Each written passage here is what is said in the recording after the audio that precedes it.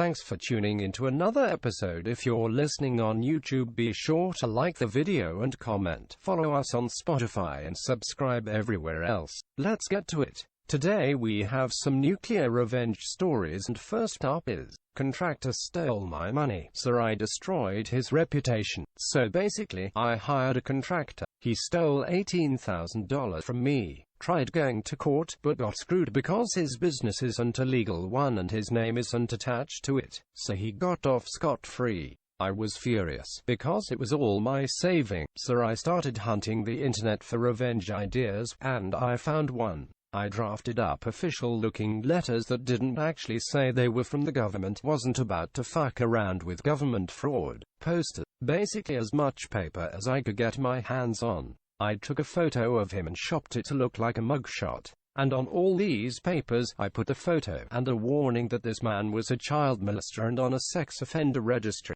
Then I sent the letters entire neighborhood. I put the posters up. I plastered this guy's face as a child molester everywhere I could. I had multiple ways I made sure it couldn't trace to me. Everyone believed don't double-check things, let alone when they think kids are in danger. His entire neighborhood rallied against. He stopped getting jobs. Nobody wanted anything to do with him. They took the warning, looked at this big closed-off guy, and ran with it. He would up committing suicide months later. Couldn't handle it. I know I'm not a good guy in this and I went a bit too far. I'm still glad I did it. Edit. The people asking for proof are the ones who would never get away with a crime. Why the actual fuck would I give you all the fucker's name? Wow, this story is dark, goes way too far. Perhaps the victim's family will piece together the puzzle and post the nuclear revenge on this guy. Up next is, parking spot stealing douche waffle gets his Lexus set on fire. While not as nuclear as some stories I've reported crime, I'd say this counts. Set the WABAC machine to the year 2000.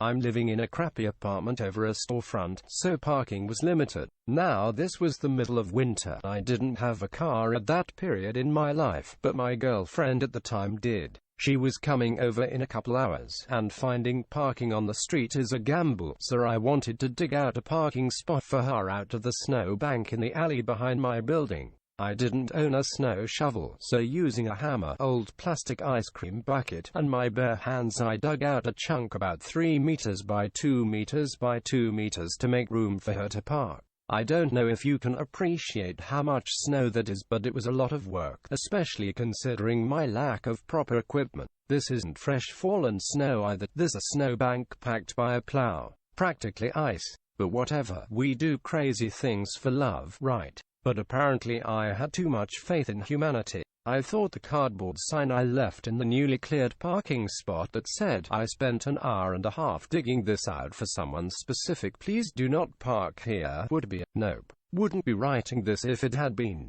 Naturally some thundercunt of a Lexus owner threw the sign in the dumpster and stole the spot. I remember it was red. I was gonna post a link to a pic of a car that resembles it, but A, I see the rules prohibit link, and B, it's kind of irrelevant anyway. I hadn't told my girlfriend about my plan to dig out the parking spot, mostly because I didn't want to look like a wuss if it was too much work and I gave up. So I just stewed on it, imagining all the things I could do. My girlfriend ended up finding a spot on the street a block away, and we had a good evening anyway. She had to work the next day, so she took off around 2 a.m., and I stayed up until maybe around 4 a.m. The car was still there, and I was still pissed. By this time all the bars were cleared, the neighbors were asleep, and the streets were quiet. Couldn't ask for a better opportunity to ruin someone's I went outside with a bottle of anhydrous isopropanol I kept around as a solvent, doused the car's tires, and set them on fire.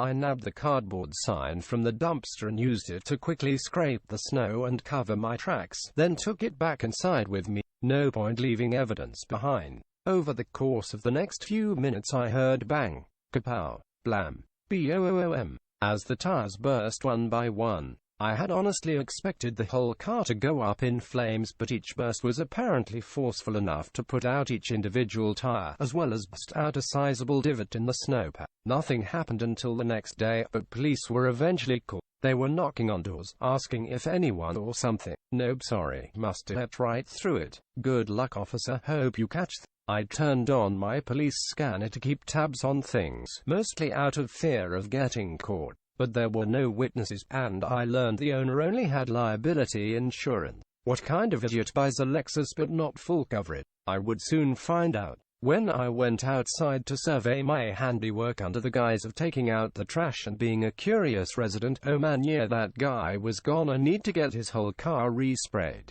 The car looked fine structurally, but I did probably more than $2,000 worth of cosmetic damage, not to mention needing 4 new tires. I also got a look at the guy who owned the car, and the image I had created in my head of what a person would look like that would so unapologetically steal someone's hard work was completely accurate. He was a grade A first-class board-certified textbook douchebag. Orange fake tan, way too much hair product, leather pants, weapons grade douchery, a decade before Jersey Shore was a thing. I regret nothing. Never saw that car again. Got away scot-free. Edit. And as expected with every story, you get the legions of people trying to poke holes in it, saying things like alcohol doesn't burn hot enough, yada yada yada. Well, guess what? Apparently it does, because we had a Lexus with 4 popped tires. I'm not sure if the tires actually caught fire, or if the heat of the flame just caused the pressure to go up to the point that the tires burst.